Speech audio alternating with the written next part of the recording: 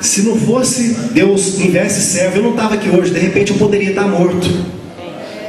Mas um dia a gente no quarto, lá em São José dos Campos, foi isso mesmo? Um frio, a gente naquele quarto do hotel. Eu falei: Vandinho, você passa por problema, eu estou vendo aí que você tem umas lutinhas, mas você está sempre sorrindo, feliz, dando glória a Deus.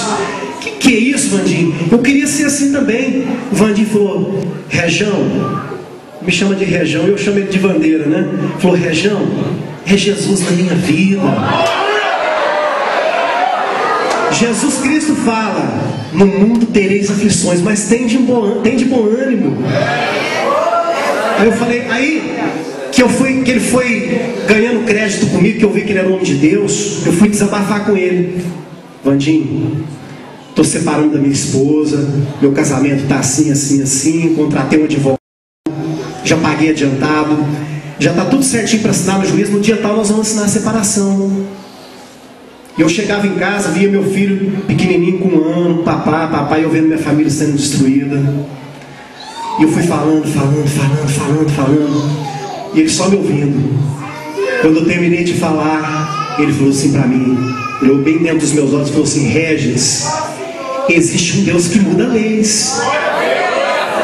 Ainda que você assine toda aquela papelada lá no juiz, Deus muda essa situação da sua vida, porque o Deus que eu sirvo é um Deus do impossível.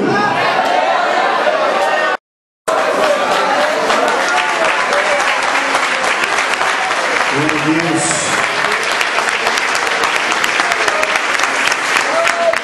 E convidou eu, mais a minha esposa, para ir na casa de um pastor Josemar. Ele fazia os cultos lá na casa dele. E a primeira semana eu não queria, a segunda semana eu também não queria. Mas a mulher sábia edifica a sua casa. A minha esposa foi na segunda semana. E depois eu senti vontade e fui também. E ali eu gostei muito. Depois fui de novo e fui gostando.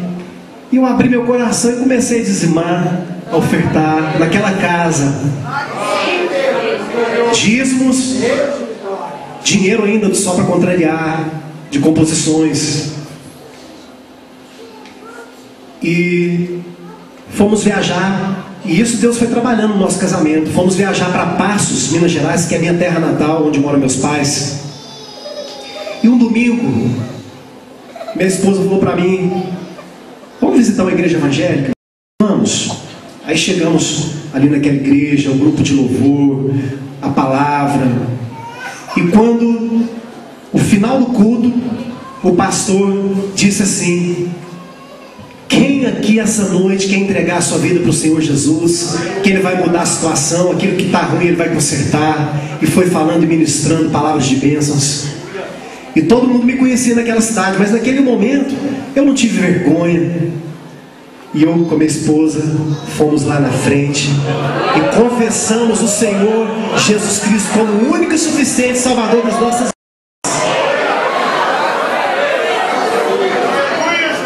Aleluia. E aí conheci um irmão abençoado lá, o Joselito, que estava fazendo os cultos na casa dele. E aí eu comecei a aprofundar, ia no culto na casa do Joselito, depois ia na igreja. Mas antigamente eu acreditava em reencarnação, que a gente morria e voltava, mas depois que eu li a palavra de Deus, conhecereis a verdade vos libertará. E falei, que legal, então tem isso, então. Aí o Joselito falando para mim: Regis, então é assim, assim lá. E Deus foi abrindo meu coração. Aí ele fez uma pergunta muito interessante para mim: você acredita em reencarnação? Eu falei: acredito. Então por que Jesus morreu na cruz do Calvário? De repente você está aqui essa noite e não leu a palavra de Deus, eu te faço essa pergunta.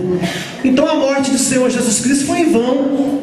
Ele morreu em vão. Se você tem que voltar aqui em outras vidas, a morte de Jesus foi em vão. Ele não precisava de ter sofrido, morrido por nós. Jesus é o que? É nosso o que? Salvador?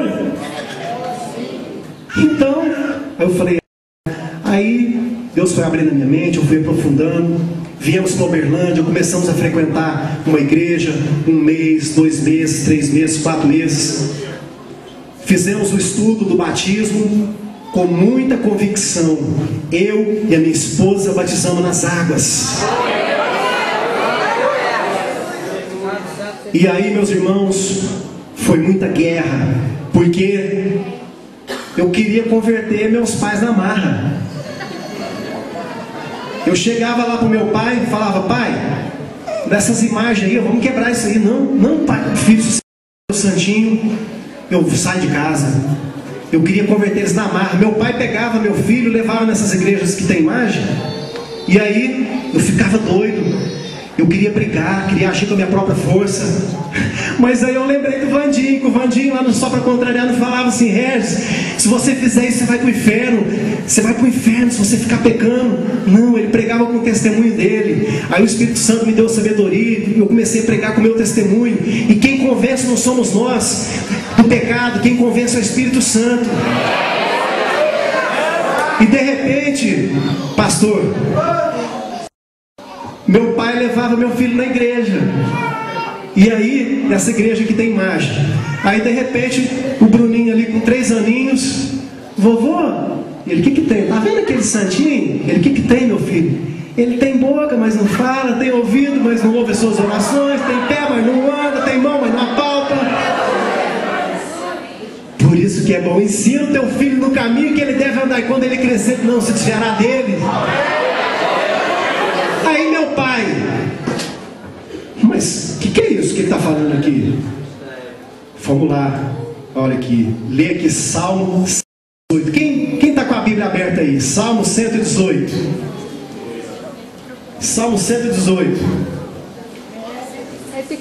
115, Salmo 115. Oh, misericórdia. Glória a Deus. Salmo 115.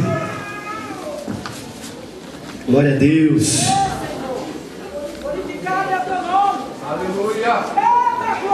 Olha, no Salmo 115, amém, meus irmãos? Não a nós, Senhor, nenhuma glória para nós. Por isso que eu disse aqui aquela hora que eu estava louvando aqui, aqueles aplausos, não é para mim, pastor, não é para o pastor Vandinho, não é para ninguém. O aplauso é somente para o Senhor Jesus. Não a nós, Senhor, nenhuma glória para nós, mas sim ao teu nome, por teu amor e por tua fidelidade. Porque perguntam as nações: onde está o Deus deles? O nosso Deus está nos céus e pode fazer tudo o que lhe agrada. Os ídolos deles, de prata e de ouro, são feitos por mãos humanas. Tem boca, mas não podem falar. Tem olhos, mas não podem ver. Tem ouvidos, mas não pode ouvir. Tem nariz, mas não pode sair um. Tem mãos, mas não pode apalpar. Tem pé, mas não anda. E não emite som algum de sua garganta. Então, para que pedir para um Deus desse que não pode fazer nada? A gente pede para o Deus vivo, que ouve as nossas orações, ouve o nosso clamor. E aí, o meu pai foi abrindo a mente. E aí os irmãos começaram a fazer um culto lá em casa. E aí o tempo foi passando. Um dia eles ligaram todos felizes, batizaram nas águas. O meu pai, a minha mãe e o meu irmão, porque a palavra de Deus é fiel. Crê no Senhor Jesus Cristo, será salvo tu e a tua casa.